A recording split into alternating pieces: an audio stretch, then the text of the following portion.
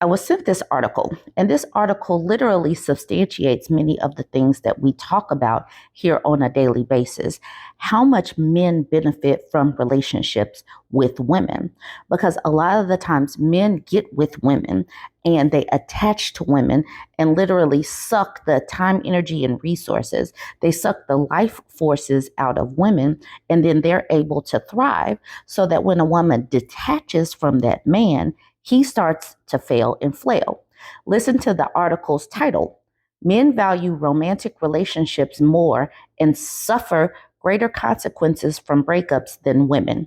There is a reason for that. So this is from the Side Post website. And what is Side Post? Side Post is an independent science news website dedicated to reporting the latest research on human behavior, cognition, and society. The publication covers the latest discoveries in psychology, psychiatry, neuroscience, sociology, and similar fields. I'm just putting that out there just so you can see that many of the things that we talk about in everyday life is going to be backed up. So let's jump into the article. Romantic relationships are more central to men's well-being than women's, according to a forthcoming article in Behavioral and Brain Sciences. Popular culture suggests women prioritize romantic relationships more than men, though recent evidence paints a different picture. Studies often depict women as emotionally dependent on their partners, while men are stereotypically viewed as independent and emotionally reserved. These assumptions have influenced not only cultural narratives, but also academic research. Iris V. Waring and colleagues challenged this narrative by providing comprehensive analysis of how romantic relationships impact men and women differently, drawing on interdisciplinary research across psychology, sociology, and evolutionary biology. The researchers argue that men, on average, rely more on their romantic partners for emotional support and intimacy than women do. They suggest that this discrepancy stems from gendered socialization patterns. Men are less likely to cultivate strong, emotionally supportive friendships or family ties outside of romantic relationships, while women are encouraged to develop broader networks of intimacy and care. These differences make romantic relationships disproportionately significant for men in fulfilling emotional and psychological needs. The authors outline four key findings to support their argument. First, men expect greater benefits from relationships and are more motivated to form romantic partnerships. Compared to women, men perceive romantic relationships as offering a more substantial improvement in their well-being, partly because they tend to have fewer alternatives for fulfilling emotional intimacy. For example, research indicates that single men are more likely than single women to actively search for a partner, and men are more likely to idealize romantic connections, believing in concepts such as love at first sight, and confessing love earlier in a relationship. Men also report falling in love more often and more quickly than women, reinforcing their stronger drive to initiate romantic involvement. Second, listen to this, ladies. Men derive more mental and physical health benefits from romantic involvement compared to women. Romantic relationships provide men with a source of emotional support, which translates to higher life satisfaction, improved mental health, and better physical health outcomes. The paper cites evidence showing that single men experience higher rates of depression, stress, and loneliness compared to single women. And men who lack a partner are at greater risk of adverse health outcomes, including reduced life expectancy. Conversely, married or partnered men tend to experience lower rates of hypertension, inflammation, and other health issues compared to single men.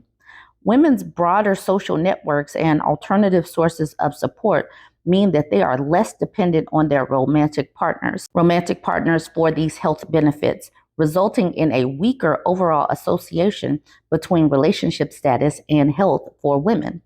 Third, men are less likely to initiate breakups than women, partly due to their stronger dependence on the emotional support provided by romantic partners. The authors highlight that approximately 70% of divorces are initiated by women, and women are more likely to end non marital relationships as well. Men's greater reluctance to end relationships is explained by their perception that the cost of leaving, primarily the loss of emotional and intimacy support, outweigh the potential benefits. Additionally, men are less likely to view breakups as opportunity for growth or self-discovery, further decreasing their likelihood of initiating separation. Fourth, men experience greater emotional and psychological distress following the dissolution of a romantic relationship. After a breakup, men are more likely to report feelings of loneliness, sadness, and reduced life satisfaction compared to women. They also experience more severe physical health consequences, including an increased risk of self deletion and mortality after losing a partner through separation or death. The authors argue that these negative outcomes are tied to men's dependency on romantic partners as their primary source of emotional support. Women, by contrast, are more likely to turn to friends and family for support during and after a breakup, which helps them cope more effectively and recover more quickly. These findings are grounded in broader societal and cultural norms that discourage men from seeking or expressing emotional vulnerability outside of romantic relationships. From an early age, men are socialized to prioritize independence and emotional restraint, which limits their ability to form deep, supportive connections with friends and family. As a result, romantic partners often become the sole providers of emotional intimacy and care in men's lives. This dynamic explains why men tend to strive harder for relationships, benefit more from being in them, and struggle more deeply when they end. Waring and colleagues highlight the importance of rethinking cultural narratives around gender and relationships, particularly in recognizing men's emotional vulnerabilities and their reliance on romantic relationships for well being. The authors acknowledge that the findings they draw are largely based on studies conducted in Western, educated, industrialized, rich, and democratic populations. And they use the acronym WEIRD, as well as heterosexual populations, and do not sufficiently account for non-weird or non-heteronormative experiences. So I'm going to go through a few of the points of this article. So for the longest time, men have been the ones that were mostly writers and directors of movies and writers of TV series and books and all of that. And they put it on the woman for chasing men and, seeing fairy tales as, the end all be all and romanticizing marriage. But according to this, men are the ones that are idealizing these romantic connections because men are the ones that literally do benefit a lot. And I know that this is just an article, but we have seen these things play out in real time. Let's think about single men, men who are not partnered. We are hearing about this male loneliness crisis because women are opting out. Women are seeing or understanding on a global level that men are sucking the life out of women. And for that reason, this is the reason why we keep talking about male loneliness. This is one of the reasons why we are talking about depression, why they're falling out of the workforce because they don't feel like they're getting the wife appliance that they were promised. And they do get health benefits because if you look at these single men, like all of the dating profile videos that I put up, these dudes are not aging well because they don't have a life force of a woman that they are sucking dry.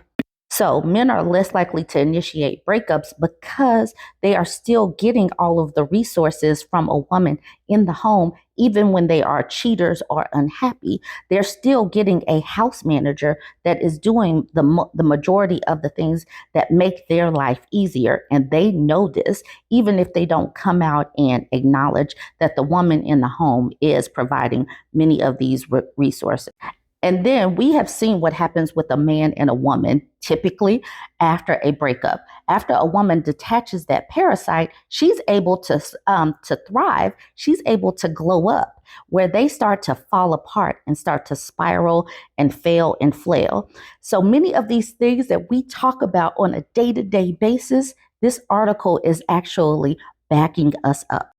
I know this article is kind of centered on men, but I want us to look at this one of these bottom sentences. Women, by contrast, are more likely to turn to friends and family for support during and after a breakup, which helps them cope more effectively and recover more quickly.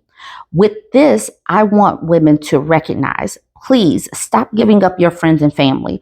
Please stop allowing a man to isolate you from your friends, because you need them and you need to continue to cultivate your activities, your hobbies, your relationships with your loved ones, things that make you you, because you don't want to excuse me, we don't want to keep pouring into these relationships that we know are sucking women dry. And we know that they're sucking women dry because they're propping men up. So stop neglecting everything around you, your friends and family, your hobbies, everything that makes you you. Stop doing that for a man. Stop doing that. Anyways, join the conversation. I found this to be quite interesting. Let me know what you think. Don't forget to like, comment, and share. And if you're not yet following me, go ahead and give me a follow. I'm aiming for 70,000. Thanks.